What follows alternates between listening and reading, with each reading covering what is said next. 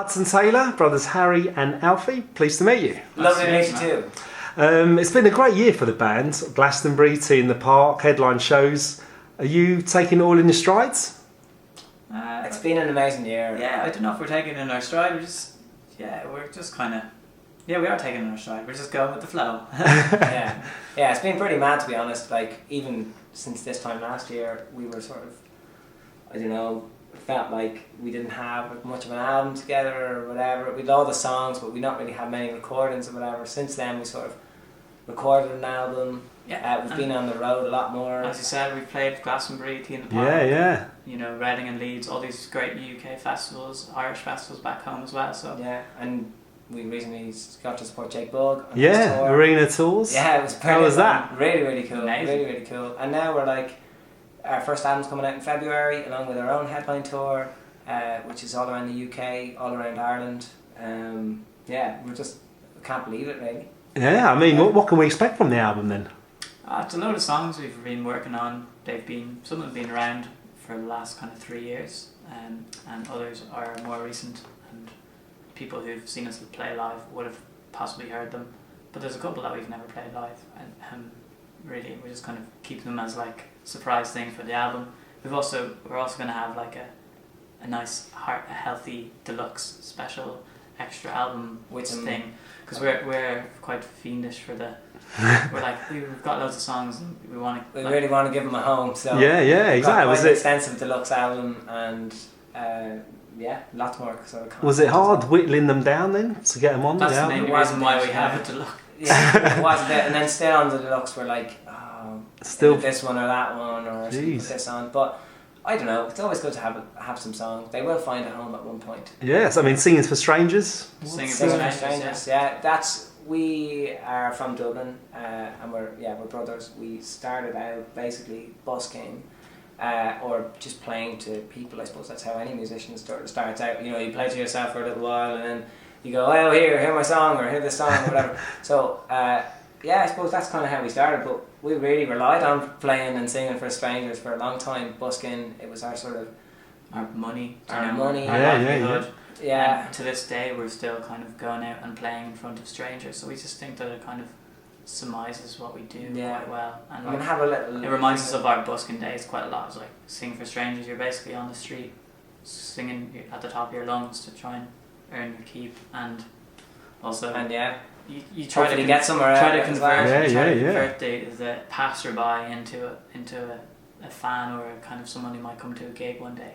We kind of like to sort of say the subtext, even though it won't be written anywhere specifically in the album, is singing for strangers and playing for friends. So it's like eventually the people who are strangers become friends. We're like and even all these people that we hung out with, or you know, collaborated with, or friends, recorded the album with, friends musicians. They were all strangers at one point, and we all sort of met through music or through nights where someone else is playing, we're playing, and we kind of get talking. A lot of things kind of just happen that way, word of mouth, you know. Is there a big sort of community there in Dublin, musical?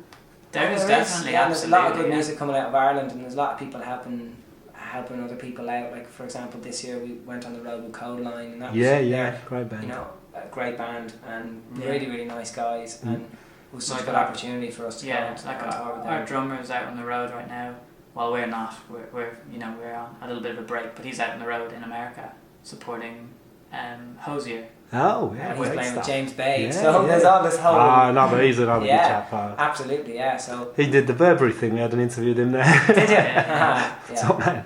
But, you know, what about the fashion side of things? Anybody approach you yet in terms of doing fashion label? Yeah, we'd actually had... There was talk, with Next model things. Good, we don't really consider ourselves models. Yeah, we pick up a few hand-me-downs from a charity shop, but like in terms of that kind of stuff, it might open doors for us. I mean, I don't think we'll actively seek modelling and, you know, start going to the gym or anything crazy like that, or doing fat pills like we need them, you know. But I think, if there's people who think they might be able to get us a bit of work from doing modelling, happy days. We'll throw a few shapes at the camera and see where it goes. Yeah, definitely. Your new single, Chasing Rubies, has had millions of streams, massive radio play. Did you always know that the world will sort of take to your music so quickly, as it were? Not at all. I don't think so. I think when we were just playing originally, like to our, our close peer group, our friends and family, and like you say, people, like we were saying, people on the streets in Dublin, we never kind of thought, really, like when we started, we never thought, we could try and this will be like appealing on the radio, whatever. There was something about it, doing music for us, that was like, this feels like the right thing to do, because it feels like really fun, and like we might as well, while we're young, just give it a shot. Yeah, and in a way, like our sort of experience so far hasn't been actually as quick as it might look for some, like you say, someone on X Factor, for example, might be catapulted into fame straight away, and they might have a song written for them or whatever, and it might go that way. But I suppose from busking and doing all that stuff, it's been quite a slow growth. And we're happy to keep. We're happy to keep it that way. Like relax. We learn a lot along the way. Like for example, we moved to London pretty much to find out what was going on, because we were approached by people and we didn't know what, say, a label was, or an A&R person was, or anything like that. So we moved to London, and we've been here for about 3 years to sort of learn about it. And after a year, we signed a record deal, and sort of that's kind of when we started to realise how the kind of commercial side what of it entails. works. Yeah. So kind of just spent the last 2 years doing a lot of touring and refining writing a lot of songs, recording a lot. Some trial and error, and but that's a good thing, I suppose. We haven't been rushed into anything like our absolutely no. Like a good secure sort of growth, as it were. Yeah. Stage 1, stage 2, 3. That's the way it goes. But you're here to play Aloft XL for a month-long residency. How has that all come about then? It's very cool. Well, Aloft London XL, they have gigs here all the time, and basically Spotlight Series is sort of what it is. We're the Spotlight band for this month, so we're coming in. We've got an acoustic gig today, just the two of us playing.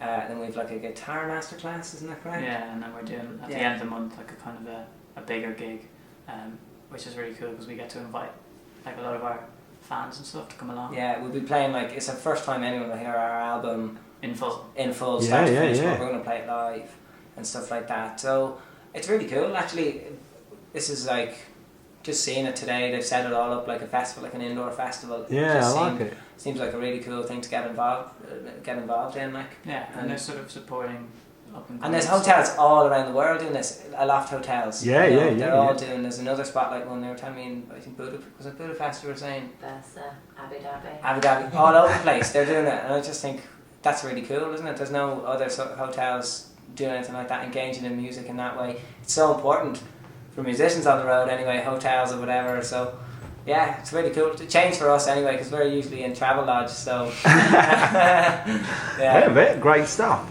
Getting back to the album, you're saying the first time you're going to play all the album in full. What is your personal sort of favourites on the album now as we speak? We've got a good few on there that both of us always say. Like people ask, what's your favourite song to play live? And then it kind of changes every time. But like pretty much when I listen to the album, I always there's always a couple that I really like, and one of them is called Butterflies. And we've had it around for ages, and we've had it recorded in previous form. I don't even know if it's like a single or whatever, it's just, I don't know, we just really like it. And there's a couple of songs on there that we didn't use a producer for at all, we just actually recorded it all ourselves at home. Yeah. So we're quite proud of that. We figured we hit a few walls in recording, worked with some people, it didn't work out, whatever. Some songs did work out, some songs didn't, and the ones that didn't, that we were really passionate about, we just said, let's learn how to use this and we try and record it. It's very cheap to go and buy. Absolutely these days. And Harry's a bit of an old genius on the old computers and whatever. So, we had it set up and started recording our own stuff, which is really exciting. So there's a few on there that you might notice has been recorded in a bedroom or in a sitting room or whatever, but maybe you won't notice.